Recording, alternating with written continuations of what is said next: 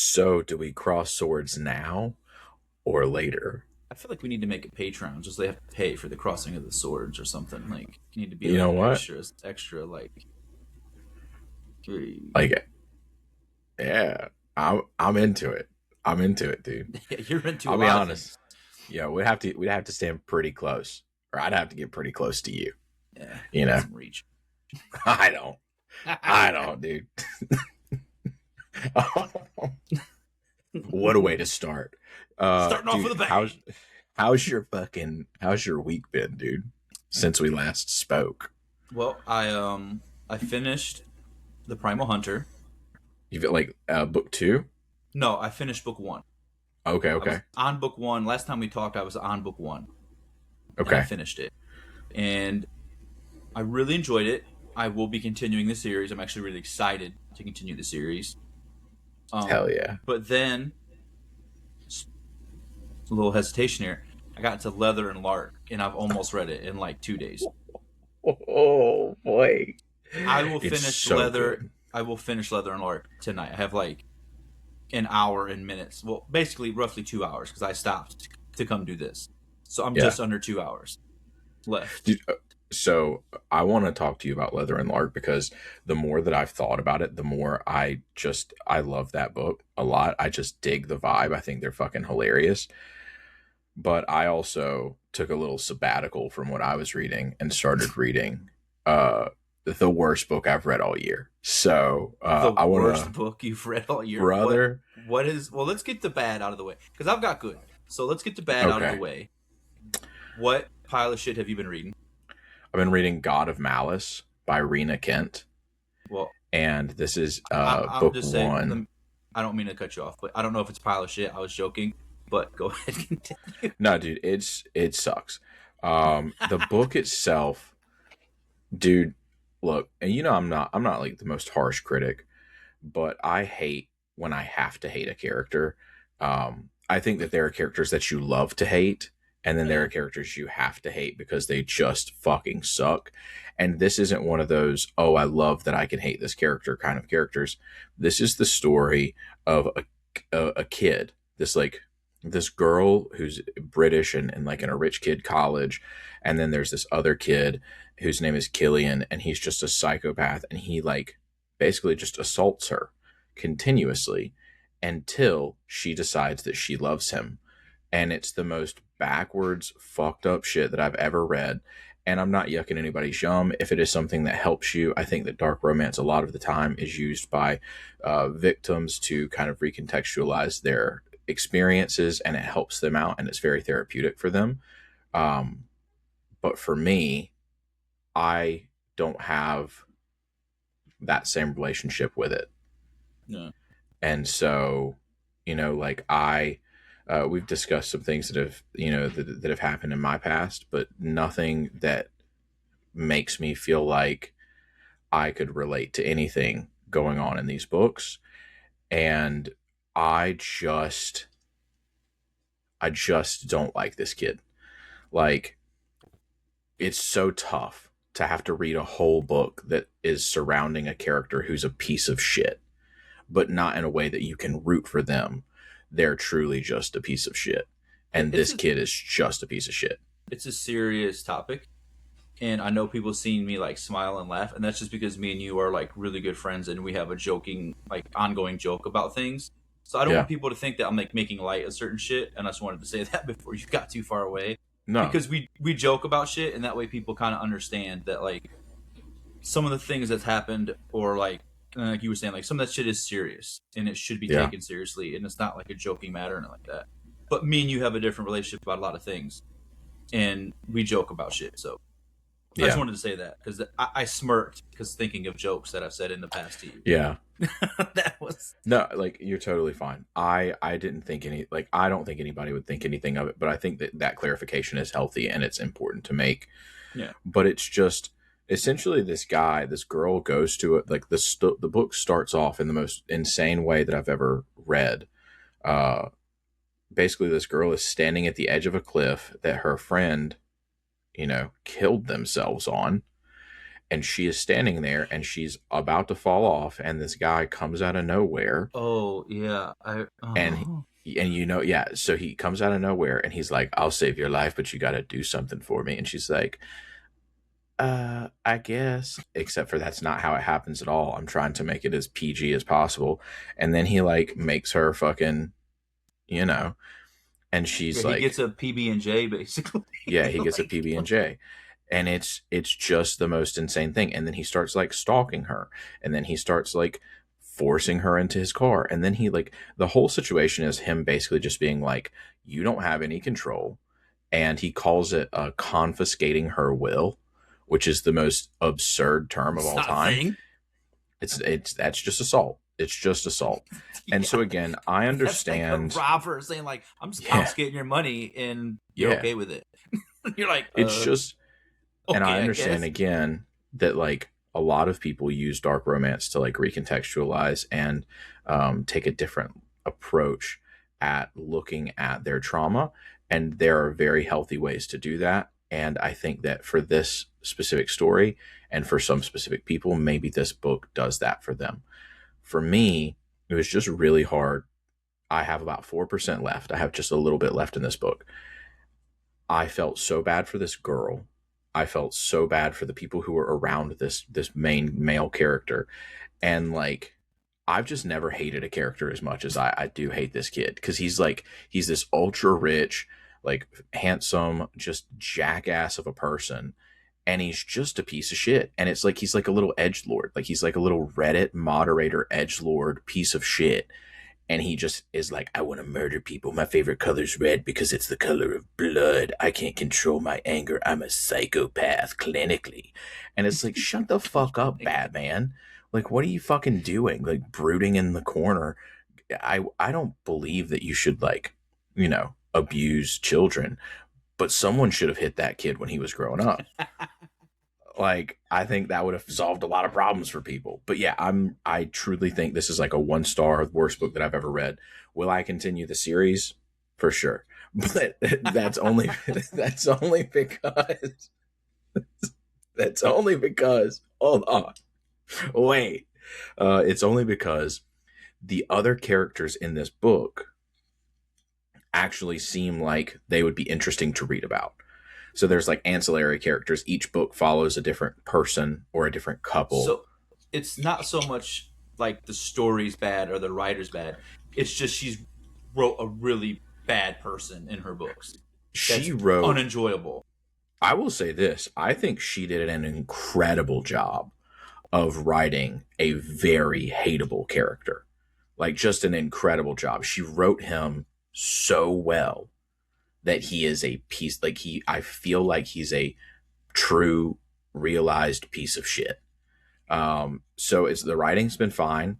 I think most of the other characters are interesting enough that I would want to see if I like their other books. I can't say for sure I will read the whole series, but yeah. So like, not having a good time with it, and so coming from a story like the last romance book I read, which was Harvest Season, where I fucking loved it, to going into this where I just feel so bad for this poor girl who's never had a real relationship, never been with anyone, and this piece of shit just comes and fucking forces her into a relationship, kidnaps her, takes her to America. Like, it's just being a weird fucking kid. Like, he's like 19. He's just a weird little psychopath kid. And it's just awful. I'm gonna like keep talking shit about this book if I don't stop. But yeah, it's not been great. So please give me some good news about Leather and Lark. Well, like I said, I'm at the cusp of something like big happening. You can kind of feel it like bubbling up, like the way her Yeah. this is the second book of hers I've read, Brianna Weaver's, and I love the way that she starts off relationships. Like if that makes sense, like it feels like even though they're crazy fuckers, like the people that are in these books, like they're nuts, all of them. Like it's Yeah. fucking, but the relationships feel real, if that makes sense. Like they're wrapped around crazy shit, but the way that they fall for each other and the way they think about each other and the way they kind of pine for each other, I like the way that she does that. And And I also was like, I'm not very much big on romance. It's not like my jam. It's not really I read a whole lot. I Yeah. like, it's gonna sound crazy, but I like that I feel like when it gets to the spicy parts in these books, it feels so much more earned than just like a quick bang. Than like in other like times I've read other books I've read, it's like they're hooking up because they're attracted to each other, and that's like that. But in these Yeah. books, like, oh, this dude's hot and this chick's hot. Let's work at it to get to that point, and I'm really digging it. Like I just got through the part where that like hillbilly shows up at the saddle shop, and like Yeah. you're like yeah, this dude's on some bullshit. Like you kind of Yeah. feel it. Like this dude's on some shit. Um, and he's all like, she's all singing and shit, and the like I just got through like that part. It's like the last, in a way, that, and like there was like a club scene where they was like in club and they was in like the closet, and he was like whispering in her ear like, I'm here for you, like don't worry, you know. Yeah. Um, that was like the last, I guess, big things that's going on. It's like those are like tight, small spoilers, but not really nothing you can kind of hang your hat on. But Yeah. I Spoiler kind of light. wanted, I want to do a deep dive once I'm through this series. Like I think it would Yeah. be fun for me and you to do like an entire episode where like it is kind of spoilers and we do like a deep dive into this trilogy. Because once I'm done with this one, I'm gonna go right into the next one just so I can get this series and I'm not kind of like wondering on what's going on. It's been so Yeah. long since I read Butcher and Blackbird that now it's hard for me to judge which one I like better because there's so much distance between the two. If that makes sense. I feel similarly because I read Leather and Lark and Scythe and Sparrow this year. I read Butcher and Blackbird last year, and I read it pretty early in the year last year. I think I read it like April of last year. It was part of my like smutty spring stuff. But I think one thing that I love about Brynn Weaver's writing is that she makes each character feel fully realized. Like you said, the romance feels Yeah. real. It feels earned when they get to that section where they're like, they're getting down. Like I think she, a lot of times in romance, and you may feel similarly, but a lot of times in romance it feels like the characters are very one dimensional. And that's not to say that there are no romance stories where characters feel very fully realized, they're great, they're well put together, they're well written. But I think a lot of the time characters in romance suffer from the spice. I think that the authors primarily use the spice as a plot device to push the story forward, and they don't necessarily care as much about character growth in some stories. And then the characters suffer because of that. They are at a disadvantage because they are not the focal point. They're just kind of the vehicle that takes you from one spicy scene to the next. And I think the cool thing about Bryn Weaver is that if you took the spice out of the book would still be incredibly good. Um, and it's almost like any character that she writes could get its own spinoff. And so each character feels full and real and like they are part of a world that is lived in. And I just love the way that she builds relationships and characters and the world as a whole. It just feels like she cares about every aspect of it and not specifically about like the spice, which is really nice. And I don't know if that's something that you get as well. Or if that, again, like I said, like the characters being super one dimensional in some romance books is a thing that you've felt, because I don't know how much romance that you've Yeah, read. I'm very admittedly like not, I haven't read a whole lot of like romance or like romantasy. But what I have read, like you said, it kind of feels like the spice is like to fill pages, or like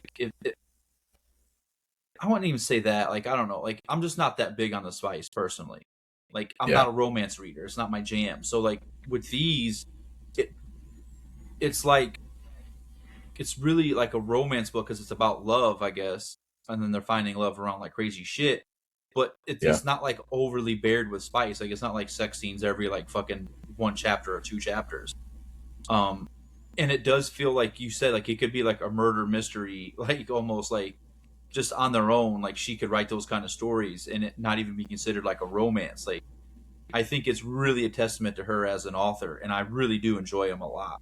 I remember really enjoying the first one and like blowing through it real fast. And I'm doing the same with this. Like it's only been like a day or two I've been reading it, and I'm almost done with it. It took me, I think, like 3 days to finish Scythe and Sparrow. It took me like 2 or 3 days to finish Leather and Lark. It took me a day to finish Harvest Season.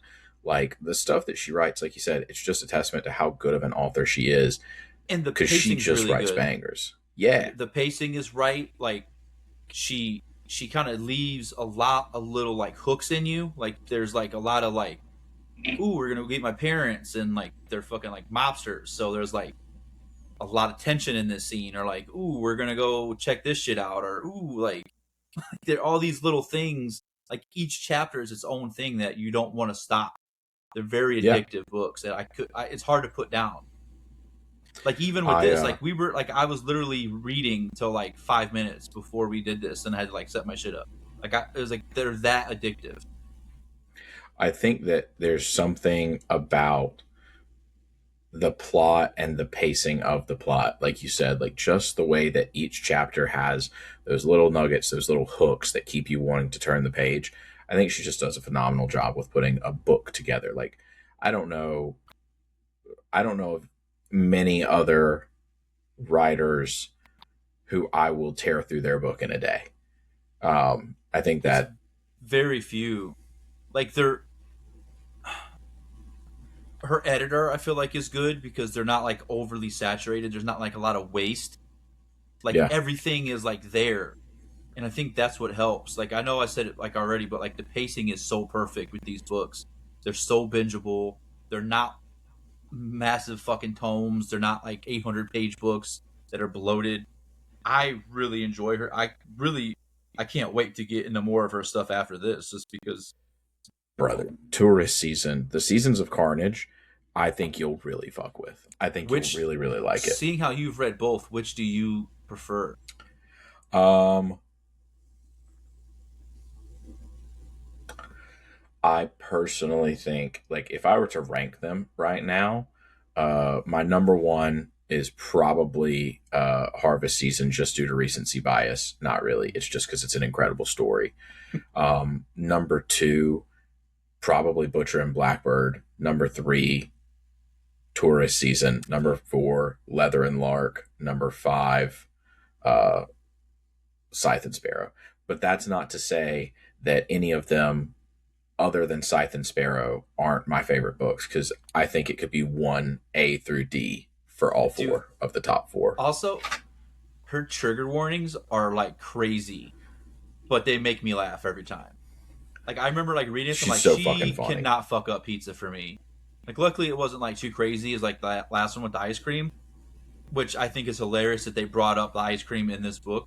But like I was like, oh man, like luckily she got the pizza like out of the way real quick, Yeah, and I'm like, okay, that's not as bad. Like that's nothing crazy. Like bro. Wait till the next book, because the next book she kind of redeems herself, because what happens with Cotton Candy is a little bit crazy, partially gross, but a little bit crazy in an well, interesting way. they're always kind of gross. Like the ice cream was disgusting.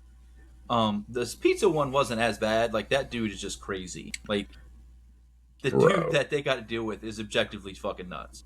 Like let's be oh, for real. he's Like insane, dude. he's like And when he they go to sounds meet him like and he's like, this. ha, and he pulls out a gun. But also kind of tying back into our last conversation. It's been a while since I've read like a romance book.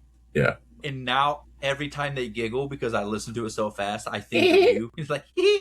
And I'm like, I wish they'd quit laughing. Like, I wish they would stop fucking laughing because they Bro. laugh a lot. They laugh a lot in these Yeah, books. Like, we don't need to giggle at everything. My dude. only negative, I would say, they laugh too My much. my only negative for the entire series and all of the Bryn Weaver books that I've read is that there aren't enough of them. Slash, I hate the voice that they used for Nolan's boss, or for Lachlan's boss, because he sounds like this, and it's so annoying for him to sound like this all the time, and he just sounds like this weird vaudevillian villain, and I fucking hate it. Like, Who it's I awful. kind of like the guy's voice from book one, Butcher and Blackbird, a bit better than this one. Personally, Yeah. he sounds more like Colin Farrell. So, if I'm not mistaken, that is Joe Arden. I could be wrong, but he had some like allegations of like being a creep, being a fucking creepo. So that's why, like this, that why they moved. She moved on, or like I think so. is this I can't assumptions? I can't speak to why she specifically chose to move on, but as far as I'm aware, there are some allegations against him, and he is kind of shitty. You know, because there's like Also, a I also like too though. This is a like I like when authors use different narrators because yeah, like I it's annoying because I'll hear a narrator from another book and I can only like it takes me a long time to like not hear voices from other books and like think I'm like, oh, I'm listening to this, but you're not. If that makes sense. Like yeah. it's hard. It's annoying to me sometimes. Well, I think we talked about that a little bit last time too. Is like I read the Stormlight Archive, and then I read um, the Grace of Kings, and then I started to read the first book in the Lycanius trilogy, and they're all done by Michael Kramer. I can't listen to fucking Michael Kramer for that long. Those are all massive fucking books. There's Yeah. just no way I can listen for that long. So I definitely get that. I love Samantha Brentmore, who is the girl who does, I think, the narration for all of Bryn Weaver's books. She does all of the FMCs. She's fucking incredible, dude. She's so good. She's one of my favorite voices. Her and the girl who did Harley LaRue's Her Soul to Take. Those two narrators, brother, some of the most attractive voices in the What? game. So like, what do you plan on reading after this? Are you just going to continue plowing through this series you're with right now, Hell or no. Hell no. what's your next move? I will not pick up the rest of this series until I get bored of anything else. Um, my next move is to finish Wild Dark Shore or Theo of Golden, which I've hit a standstill on both. Wild Dark Shore, I'm much closer to the end. I'm about 60%. I only have about 40% left. Theo of Golden, I just can't get myself into it. And I think it's like we talked about last time. I just can't. It's a little bit too wholesome for me right now, and it's just not the vibes that I'm looking for. So, what I'm actually thinking is I'm going to finish that. I'm going to go back into Dungeon Crawler Carl. Ah, So I'm gonna finish this one, and then I'm gonna go into Wild Dark Shore, finish that up. I've only got a little bit left. I've got maybe like 3 hours if I actually sit and listen. If I do an immersive read, I've probably got an hour and a half left of just like plowing through it. And then I'll go into Dungeon Crawler Crawl to finish that up. And I have a plan to tackle the rest of the new books that I bought. And then I want to dive heavy back into fantasy in August. Like, I want to get really heavy back into fantasy in August. I want to finish um, the Grace of Kings. I want to finish the Dandelion Dynasty series. And then I want to just start tackling all of the other shit on like the third row that I need to read. What about you? I'm gonna finish the Ruinous Love trilogy. Then I'm going to go back into the Primal Hunter because I didn't touch on it, but like it was really good. Like I really enjoyed the Primal Hunter. Just from us talking, it kind of made me want to jump into this. Um, and I knew I could kind of get some of it done, like because they're not that big a book, so I knew I'd be able to knock them out and enjoy them at the same time because I like Butcher and Blackbird so much. So I knew if I get into Leather and Lark and Siphon Sparrow that I could get these hopefully done this month because I was struggling with like so I was trying to look for something a little smaller to kind of like pass my time and luckily these are very easy like quick reads that I just blow through right through them. So that's gonna be my goal is kind of try to finish this series up and jump back up into the Primal Hunter. But there's a lot in Primal Hunter. It's like 14 books in that series.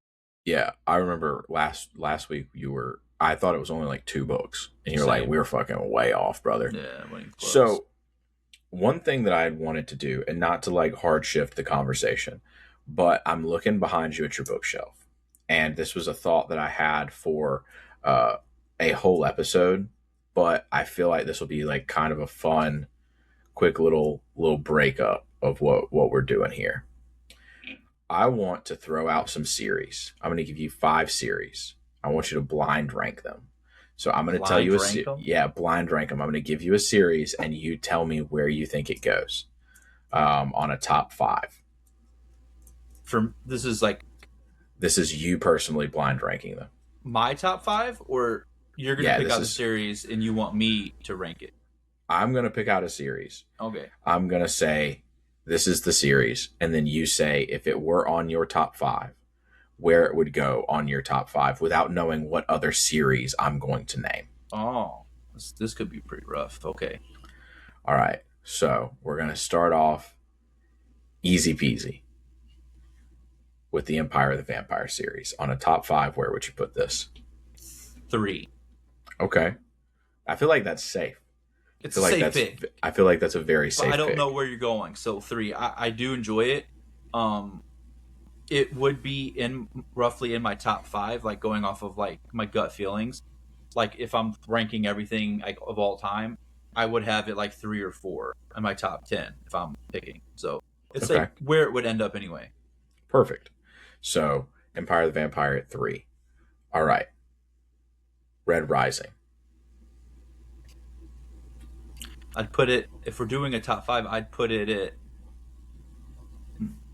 it's been a while, so I'm going to put it at 5 right now. Okay. So 3 and 5. So because there's so many options. I'm going to put it at 5. You got to play it safe, dude. You got to play a it little safe. bit. I understand. Yeah. I understand.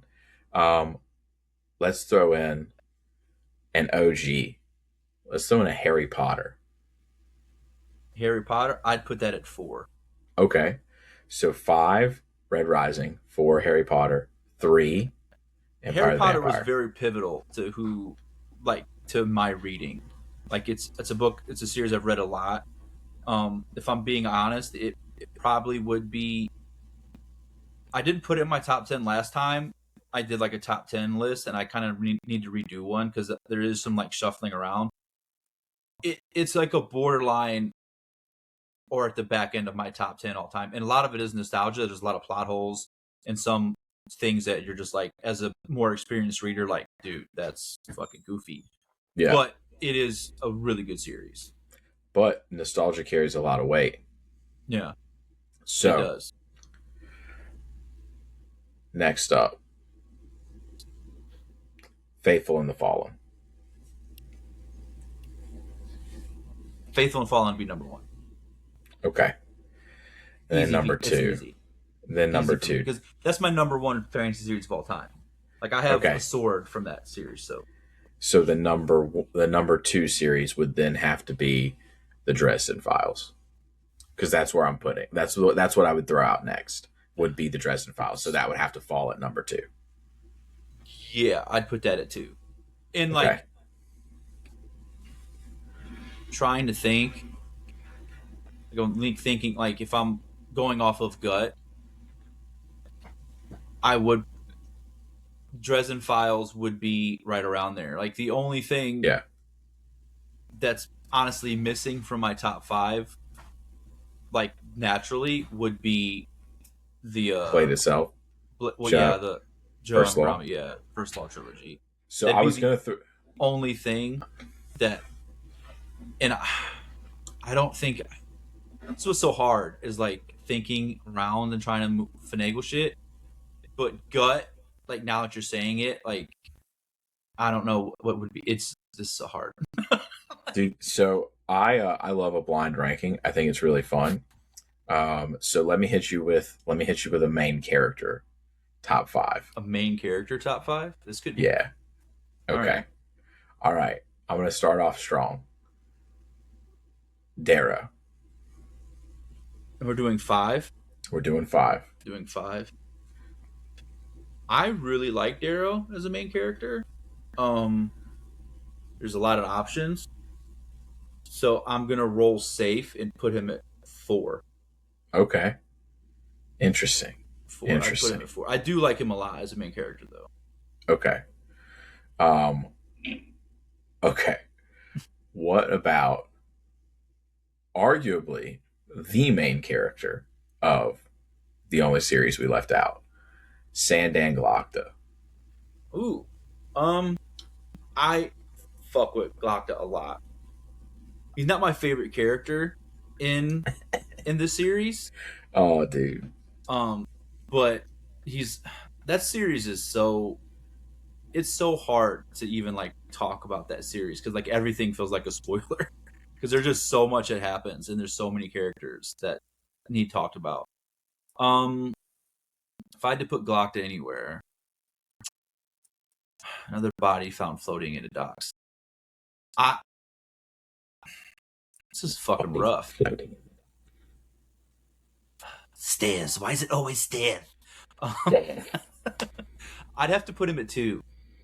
Everard. Okay. Break down the damn door. I've soiled myself again. Oh my god, dude. I love it, dude. Fuck. Okay, I so got you number good, dude. You didn't see that coming, yeah, did dude, you? I did. Dude, number 2 is Sandang Glockta. That's incredible. Okay, One of the smartest characters I've ever read in the book. dude, one of the Brilliant. smartest characters. Brilliant. All right, call Hilo. I'd put him at 5. Damn. All right, so we got Hilo at 5, Darrow at 4, blank 3, Glockta 2, blank 1. So I got what, Okay. 2 spots open right now? 3 Got and 2 1? spots open. Got 2 spots open. All right, Gabriel de Leon. I like Gabe a lot, man. The places in the shit. I don't even. That'd be a spoiler. No, because his yeah. So some of the shit that happened to him was pretty rough. He had a hard life. I'm nervous about what you're gonna give me for number 1, so it makes it hard. But I would put Gabe at 3 Really? without knowing. Yeah, because I'm hoping. I'm getting into some hope. Yeah, I don't know, man. I might have to put him at number 1. I like Gabe a lot. You know what? That makes sense. Because I feel like you're gonna hit me with a curveball or some shit and be like SpongeBob. Like I don't know, man. I could be I don't punching know. the air in a second, but All right. Gabe, number 1 or number 3? You said number 1? I'm putting him at 1. Yeah, just because I Okay. feel like you're gonna fucking punch me in the dick in a second and throw off Corbin. Like, Corbin, I hate you. You're a bad person. Oh, I fucking knew it, dude. Oh, Ban the man, dude. Yeah, he's my gotta be number all-time. 3. He's gonna be at 3, but fuck this list because he's like one of my all-time favorite characters. Oh god, dude. A blind ranking is just a fun time. Truth and courage, like that dude. Truth and courage. That those books are fucking special to me, dude. Like there's a fight scene in the 3rd book in Ruin that I'm not shitting you. Like every time people start bringing up books, like I think about it. Like it's one of the most special fucking fight scenes I've ever read in my life. It's so special. Okay. So, quick spoiler warning. What fight scene? There's a fight scene when they're outside the wall Yeah. and he gets called out in front of everybody because they're like, Yes. he's got to come out. Oh my god. Yeah. And they're like, don't do it. Like, you can't win. He's like, no, like, I'm not a bitch. Like, I'm going out there. Yeah. And he goes out there and, like, this is the greatest fight. Everyone there is like, I've never seen anything like this. And then they fuck him over because he wins and he's got to hit the running mouth for, like, oh. Dude, that is a good fucking scene. It fucking hits me. Like, I'm getting excited just thinking about it again. Oh, that's such a good scene. It's one of my favorite fight scenes of all time. I wonder, like, I want to reread The Faithful and the Fallen. And you just read it. I just read it. Because I feel like it's just, like, the beginning of the year was such a weird time for me, you know? Like, I feel like it was such a weird time. Like, I was in a weird headspace. I was, like, really hating who I was. Like, I couldn't appreciate it. And Lonesome Dove really was great, but I couldn't appreciate it as much as I wanted to.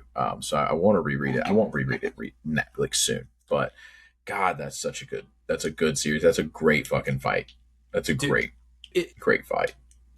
It's in my top 5. I've talked about this a lot, but it's hard to talk about these things like without giving spoilers away. But like, it's probably my all-time favorite fight scene. There's a handful of fight scenes where you're like on the edge of your seat and you know like this shit's dope, like this shit's so cool. Yeah. And it's one of them, man. Like I think there's some really good fight scenes in Empire of the Vampire. There's some really good fight scenes in The Faithful and the Fallen. Really good fight scenes in Stormlight Archive. Like there's a really special one that stands out to me that got me excited. The first Law trilogy has some fucking dope fight scenes in it. Like when the Bloody Nine shows up, like shit's about to get serious. Like it's the fucking Bloody Nine. Back to the mud. Like Dude, I can tell you fucking right now, spoiler alert, hard. My top 5 fight scenes, all 5 of them are the fucking Bloody Nine. Not really. But like I think him and Bethod in the circle is my favorite fight. Or not him and Bethod, but him and the blue giant dude. And then when he goes and gets Bethod after fighting the blue giant dude, bro, that's my number one, dude. Fucking, I can also with those like I can just hear like peace, Pharaoh, like all the time in my head, and then her like goddamn Pink. He's like, why do you keep calling me Pink? She's like, you're fucking Pink, ain't you? He's like, Bro. ugh. You know, I really want him to finish out. You know, I think we've talked about it at some point on the pod. I really want him to do, because he said he's going to do 3 more standalones and 1 final trilogy to round out the world of the First Law. I need that to happen. Like I need that to happen real bad, because I just love that series so much. I need an excuse to reread it and get more content. Dude, I will never forget where I was when I finished the First Law trilogy. The first when the first 3 books ended, and I was just standing there like in all the puzzle pieces finally like fucking clicked into place like they're supposed to, and you're like, fucking, he is a mad genius. Like this is like it's beyond chess. Like the moves that were being made and the things that he was setting up, like it doesn't feel real that someone could set pieces moving like that the way he did, like from book 1. And like I'm like, how could he be doing this like for books? Like, you know what I'm saying? Like it's crazy. I would argue that almost more than just the first 3, I felt that so heavy at the end of book 10 or book 9. Yeah. Like when the mask is pulled back and you see who the Weaver is, I was like, this motherfucker. Like that is what settled. Spoiler alert, children. Skip ahead 3 minutes. Sandang Glokta as my favorite character in that, because I love Logan like to my fucking core. Logan Nine Fingers is like, I cried at the end of Red Country, dude. Like I straight up shed a thug tear because like, dude, it was so emotional. He edged us through all of Red Country. Like, is it? I'm so mad that it got spoiled for you, that like someone broke that for you. That's like who it was. Yeah. Because like when I read it, I love going into books completely blind. So I didn't know what Red Country was about. I just knew like it was his like Western that he always wanted to do. And but it's not really a Western, so don't take it that way. It's like his tip of the cap to Western. And when I was reading it, you're just like, you're reading it and you're seeing it and you're like, is this who I think this is? Like the whole time. And when he finally fucking threw off shook off the dust, like, all right, motherfuckers, it's time. You're like, I knew it. Dude. The thing excitement that was frustrating is that the cover spoils it. A little bit. The cover spoils it because he's got fucking 1 finger missing on the cover. So I knew Logan's in the book. You know, like, even if I hadn't known that, I was going to look at the cover and be like, oh, yeah, this is fucking Logan. But, like, there was also part of me like when I was reading it, that I was hoping it was Logan, and that's because of who Joe is, like as an author. You're like, he's probably fucking with us the whole time, like making us think it's Logan but not Logan. So Yeah. that's the kind of thing where you're like, you wanted to believe it was Logan, you needed it to be Logan, and you're like, I want it to be him so bad that it's probably not, but then it was. And then it was, dude. And it was beautiful. And it was amazing. And I want to know what happened to him. Like, if that is the ending that we get for Logan Nine Fingers, it doesn't work for me. Like, I would love a Logan story, like of what happens to him after he's in the water and shit. Like, and he like dives deep in his whole story, I want a good, like, Logan story, but I want, or I a prequel dude, Logan story when he's young and fresh and vibrant and like becoming the Bloody Nine. that would be sick as fuck, actually. That'd be so Fucking sick. nasty. Dude, I would lose my shit. And basically anything that I could get out of Joe Abercrombie, I'm willing to take. You know, he's the only author that I personally read that not one of his characters are actually good people. Like they're all bad, but they're you root for them, but they're all bad people. I don't There's know, not man. there's not one good person that's like not a murderer or like a deviant or Dude, the like dog self. man. Yeah, but they in The dog man West, was a good guy. The dog man was a good guy. Colonel West. Colonel West was a piece of shit, dude. He beat up his sister. Yeah, dude. He fucking punched her in the face. She was violent. Yo, we gotta cut this out, dude. We gotta cut this. Oh man, dude, no. But Okay, so like, Colonel West, he did have good intentions. I will say he did like lose his temper. I don't condone hitting women. no, I actually forgot about that part. But like, he was But the you only know, one that was for the most part, like in my mind, like in the Dogman. The Dogman was solid. I forgot like how solid he was.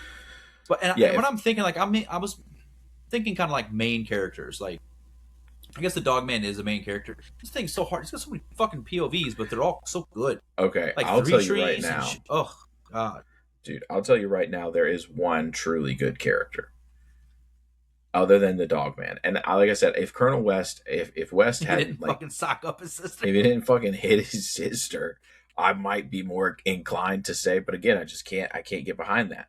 Wasn't it But open handed? dude, it was he fucking punched her in the face, dude. Like he beat the shit out of her. It was real not good.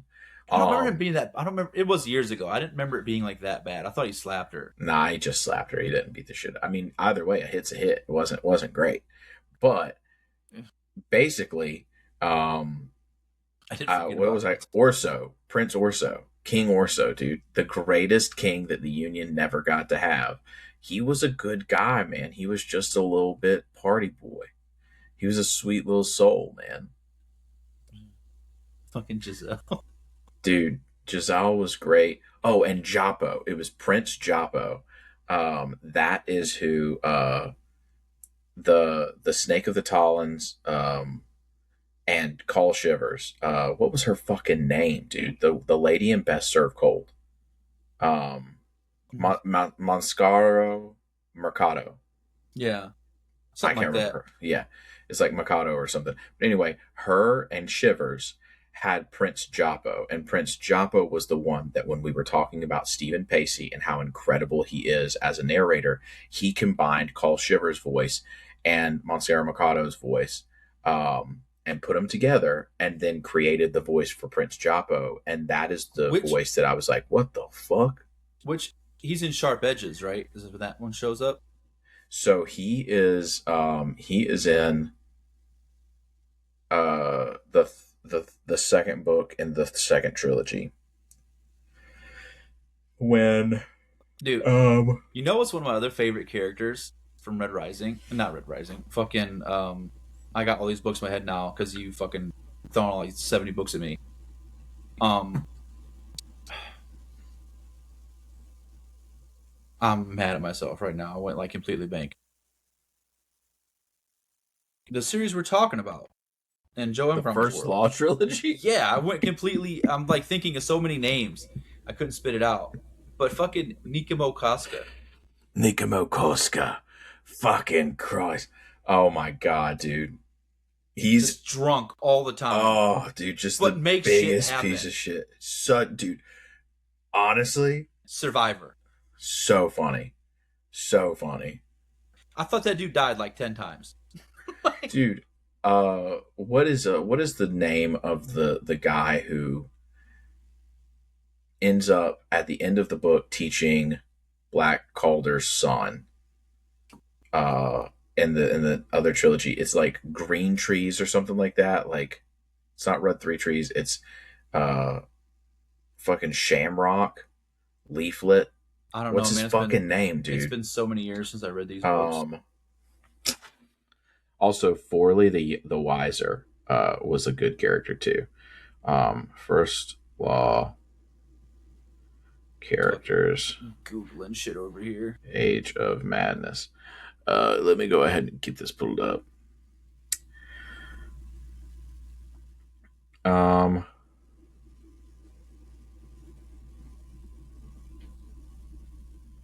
Savine then Gluckda. Let me see. The Age of Madness. What is his fucking name? Break down the fucking door. Dude.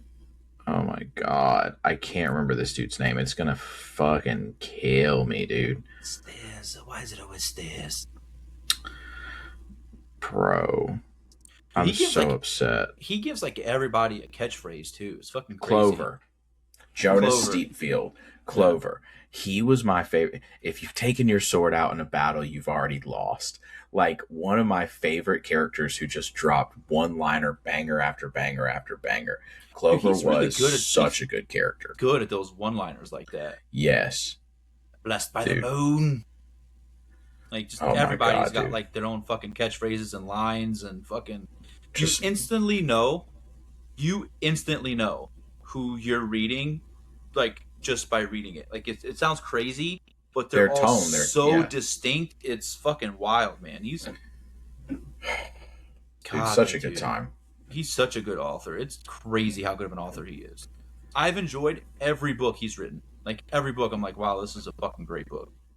I truly think that I think the First Law trilogy is incredible, but the standalones, once he really gets down, like once he really fucking gets down how to write a good fucking plot in one book, it just gets better from there. The fact that he brings side characters like Nikimo Koska and like Shivers and brings them to the like forefront of their own books is a wild concept to me. That he can Dude, do that to that extent. That he's like, oh, these guys are cool. I can make them flourish. and he Like to does, and he to just that fucking extent. crushes it. Yeah, it's crazy. I It's mean, crazy. Shivers ended up being arguably in my top three. I mean, Like, he was Diet Logan, but oh, dude, I don't even know if he was Diet Logan. I think he was that motherfucker, dude. I think Diet Logan was the guy who was with Savine. Uh, there's so many characters. dude, I like. What sucks is that I know them and I loved them and they were all awesome, but like I just can't remember their names right now off the top of my head. Dude, I've read so many books. There's so many characters that are like floating around in this head that like sometimes it goes like we'll have to discuss it like this for shit to start like coming back. Yeah, Because it's literally been like 7 years or some shit that I read these books. dude. Like I it's wonder been if that long. I wonder if what happened is like all the characters in your head each grabbed a hair follicle. Is actually what happened. just, And it just shoved them down into my fucking beard. just pull them straight. As you talk about them, it goes from here all the way down and out, They fucking Oh, use it as a dude. bungee cord on the way down. and then goes straight down your face. Perfect beard. That's how it happened. Dude, that's why your beard's so little. You're finally getting into my fucking top 10 and you're like growing a beard now. Now you're going bald and you start growing a beard. Dude, if I go bald, I'll lose my shit. It's going to happen. And I'm going to laugh. Dude, so the new medicine that I'm taking, it did say one of the side effects Arthur. was, dude, the new medicine I'm taking, it said one of the hard effect or one of the side effects was hair loss, and I was like, Jeff, you thought of me instantly, didn't you? It's dude, fucking so I rude. see this where like my hair parts right here, and I just see like this like You white just see line. skin. Yeah. And so like I'm like sitting back and I lean forward and I see just the skin and I'm like, fuck, it's over for me. Oh man, I'm just gonna shave it. That's what I did. If you Like, were to like try to grow your hair out, you could grow hair. It just would be like it's not thin. Yeah, okay. it's just thin. Yeah. Like right through here, now it's pretty. It's like there's not much there now, but it's been years. Like I've been shaving my head for a really long time now. That's interesting. I chose it. Like I wasn't going to be one of those people that had like a fucking like horseshoe going around their head. I'm like, no, Yeah, I'm shaving that dude. shit. I feel like we have touched on at My least hair three of situation. no, at least three of the same topics in this episode as we did the last episode, and people are gonna be like, why do these fucking guys keep talking about going Well, bald? it's a terrifying subject for men. It's a Um, rough experience. but not You like should see because my butthole. with the like what they're what this podcast is going to be though is like two guys that are friends talking about books. So like it's not always going to be the most structured fucking crazy thing going on. Like it's going to be us discussing like shooting the shit, talking about books. That's what it is. So like I hope you guys enjoy it. I hope you guys like leave comments and like make fun of us or like whatever you want to do, leave a comment, like it, make sure you're subscribing, but like come back and make fun of us some more or like tell us what you're reading or if you like our list or you like the books we're talking about. Like we want that feedback because we are still new, like we're still pretty young in this and we're growing and hopefully it gets better. Hopefully you guys are enjoying it, but that's what this is going to be. It's just two guys talking about books, shooting the shit. We're going to talk about what we're reading currently, some of our favorite characters, our favorite fight scenes. Maybe we'll even do our favorite sex scenes at one point in time. You never know. I've got a top five, brother. I bet you do, you fucking pervert. Top five, dog. We can talk about it right now. Quick off top No, of your I head, number one sex scene of all time. number one sex scene of all time off the top of my head. Fuck, dude. Butcher and Blackbird. As soon as like she's healing in She's healing. It's Fion's house. crazy. No, she's like healing in Fion's house, and she's like, I don't, or she's like, you should fucking do this, and he's like, I don't know if I should do this, and then he sees that she's got these like crazy piercings. It was just so well earned and like so well put together, just absolutely insane. Number two would be the anal scene in Harvest Season. Brother, I'm gonna hit you with them. Number two would be the anal scene in Harvest Season, which was an absolute banger of a time. Number three would be the anal scene. Just asking for one. there's a theme here. Number three would be the anal scene in Scythe and Sparrow, which I can't spoil for you, but it does include the cotton candy in an incredibly creative way. You have a type here. I'm Number seeing a recurring theme here. I'm an ass man. Number four is the scene from Pucking Around where they dude, so it's like a four-person situation. If you've read the book, you'll know what I'm talking about.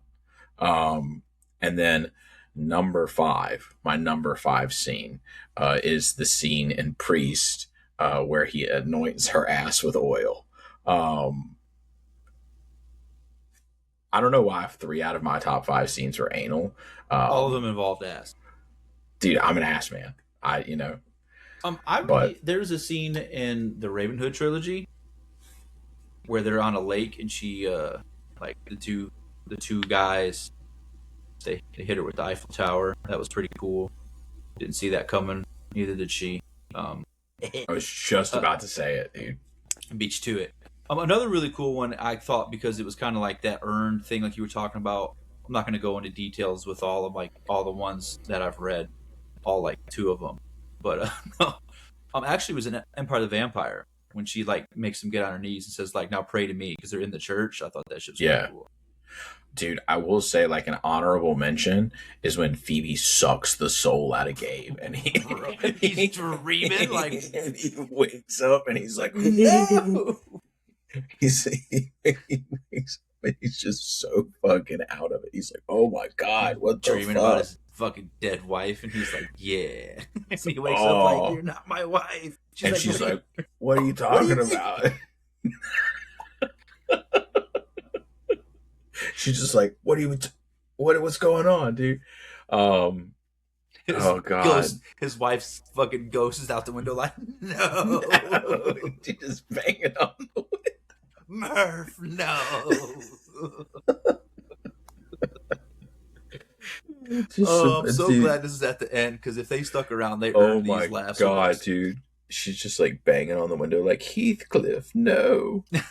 Oh my god, dude. Fucking Gabe, Dude, Gabe, no. every time he was like, she came to the window, all I could think is like fucking Wuthering Heights, that song by Kate Bush, where she's like, Heathcliff, it's me, I'm Kathy. Dude, like, it's the creepiest fucking song of all time, dude. It's so funny. But she's just like, I'm outside your window. And every time I like Fucking thought tapping. of Astrid like tapping on the window, but the visual of her ghost watching him just get fucking like just rock'em sock'em straight to his cock'em and fucking The fact just that he was banging on the the window. fact that he was asleep and like as he bust like woke up like oh no, she woke up And like ugh. dude, and what's funny is that like because of the way that he's an unreliable narrator in the story, like in my brain, I was just like, he's just saying that. Like he was awake the whole time, but he's like, just in case any ghosts are listening, I was asleep. Like, For the oh god, record, I just was for the passed out record, drunk. dude. Oh my god. He's like Well, it wasn't speaking even of, consensual. dude, I was asleep. speaking of passing out, I think this is a perfect time to hit the stop. I think Yes. this is a good spot. We got to a good spot. Um, before we go, tell me one thing about your day. That was great. I got off work. Hell yeah. It's Friday. We're filming this on a Friday. Hell yeah, dude. No, I actually, gotta. I had a chill day. Like Canada's on fire, so it's real smoky outside. Um, and so everyone's like kind of been trying to chill inside. So I've just been reading like crazy the last 2 days. Hell yeah, Air dude. quality That shit sounds good, outside. So hopefully Canada can put out their fire. Hopefully it rains up there for those guys. It's crazy. dude. I hope so. I It's didn't even know bad. Canada was on fire. What, dude? Like our air quality yesterday was at like a 400, and it's supposed to be like 50. Jesus Christ, It's like you could physically see the smoke in the air. Like it's that bad. dude. That's awful. It's so Well, I bad. hope that it gets better. Yeah, it was so bad that like at my job it was smoky inside. I work in a big factory, so like inside was smoky. Like the air was just like the smoke was coming in the factory. It was nuts. That's ridiculous, dude. It's crazy. Well, But also, hopefully the Canadians can be say okay. another thing. I want to say to before we get out of here that we were kind of discussing this the other day about like people in the comments kind of leaning into the bit of us like making our thumbnails funny Yeah, and giving us some suggestions on like goofy shit they would want to see us do. Not nothing too crazy. Don't get out of hand. And some of you know who I'm talking about. Mostly the buttholes. They're going to go real crazy. But I think it'd be kind of fun to have some people give us some ideas. We may use some of them, we may not, but it's going to be fun for you guys to chip in and see if you guys come up with some funny shit to have us do in the thumbnails. I think it's a fun thing to do to lean in to have us doing like goofy, funny shit. At least I dude, do. I love that. I think that's a great idea. So, if you're watching this right now, if you've made it this far, please remember to like, subscribe if you haven't already. Turn on that notification bell, which I forgot, but Jeff remembered last time, so I'm going to remember this time. And like Jeff said, leave us a comment, and when you comment, tell us what you think would be a funny thumbnail, and we may pick yours, and that may be the thumbnail for the next episode. But I think this is time for us to uncross the swords. It's time to sheave them up, boys. We got to sheath them up, dude. All right. Well, I am Nick, a supportive dad. I'm Jeff from Jeff's Bookshelf on most platforms. Hope to see you guys around. This was fun. Until next time, holla at Absolutely. your boy. Peace out, Girl Scouts.